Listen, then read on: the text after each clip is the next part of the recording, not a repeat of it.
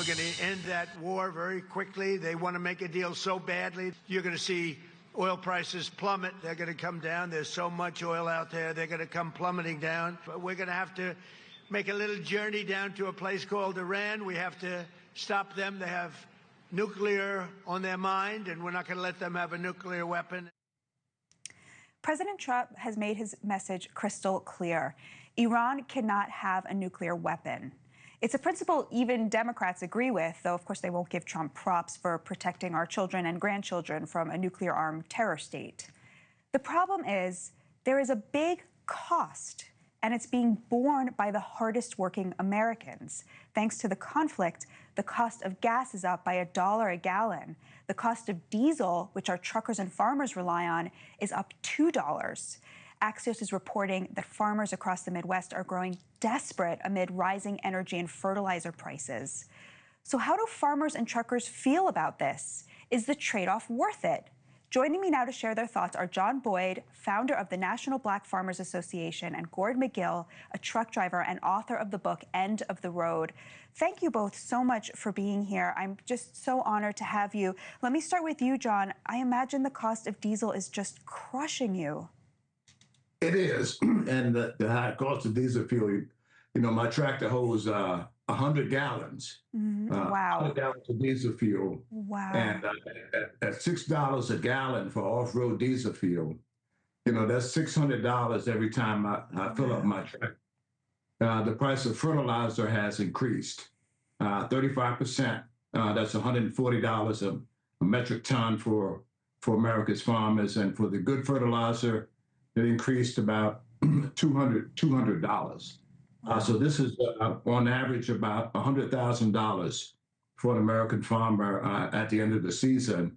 And that's a hard sell for a banker that you're sitting in front of, that you didn't, you know, plan for these high costs at the beginning of planting season. Fertilizer is the first step in farming. So before you put your seed down, you apply your fertilizer down, and then you have to have diesel fuel for, you know, your tractors and everything on the farm that runs off diesel fuel. And you know, the president went to China. He went to China and said, you know, come up with some things that he thought would help. But he also backstepped on the issue that I've been fighting on for a very long time, is to selling American land. For China to be able to buy land in the United States. I'm 100% opposed to that, and I spent a long time speaking out against it because China bought some adjoining acres from me, and so I'm opposed to that. And I hope that the president will reconsider his position on selling American farmland to China. Wow, wow. Thank you so much for sharing that. I mean, Gord, same question to you. Truckers, they must be just absolutely breaking under the weight of this. Do you think that they're turning on Trump, or do you feel that people think that the goal of preventing a nuclear-armed Iran is worth it, and that Trump is right that gas will plummet when that's finished? Truckers are a pretty diverse group of people, as you know, Batya, and lots of different political opinions. So it's hard to say where everybody in the trucking industry is on the question of President Trump. But certainly, we are all looking forward to a resolution with this crisis in the Strait of Hormuz. Trucking, you know, typically trucking is 1/3 overhead, 1/3 paying the driver, and 1/3 fuel. And that ratio is totally out of whack right now, and is making it extremely difficult for operators to stay afloat.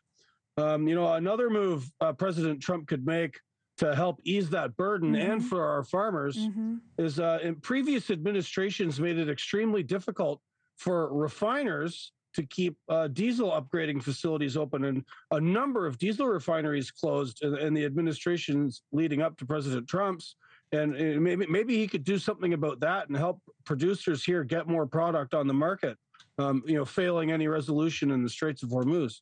And Gordon, there was some good news for truckers last week. There was a Supreme Court decision that was unanimous that came down that said that freight brokers can now be held liable for dangerous truckers and haulers, for these carriers that are often, you know, these very irresponsible, negligent carriers that will hire illegal labor, for example, resulting in, you know, crashes and things like that. Could this result in rising wages for truckers, do you think? Or do you think this will result in rising costs because now suddenly the brokers are not going to want to work with the cheaper illegal labor? Well, I think it's going to end up being a net plus for American truckers, because what's happened is again, previous administrations' poor policy choices and the decision of President Biden's 2021 trucking task force, which basically flooded the market with all kinds of third world labor. And unfortunately, those guys work for the type of chameleon carriers and other bad actors who have terrible safety ratings. And the brokerages and the intermediaries are going to be thinking long and hard before giving those guys loads. And we're already starting to see capacity in the trucking market constrict downstream of the Montgomery decision from SCOTUS last week. So I think this is actually going to be of great benefit to America's truckers. I hope you're right about that. And John, we have 30 seconds left. If the Trump administration could do anything to help you, what would that be? Stop farm foreclosures today. Stop farm foreclosures. Wow. This farmers should not be losing their farm due to tariffs and the war and high diesel fuel, all these things. The administration needs to put a complete farm moratorium on USDA loans, guaranteed loans, secondary agricultural lenders today, a complete farm moratorium. And we have 200 farmers facing foreclosure that nobody to help. No companies came to our help. The administration, Congress hasn't done anything about it. We should not lose our farms. Thank you so much for that. Thank you so much. Thank you for watching. Subscribe below and download our NewsNation app right now on your phone, and you will get fact-based, unbiased news for all Americans.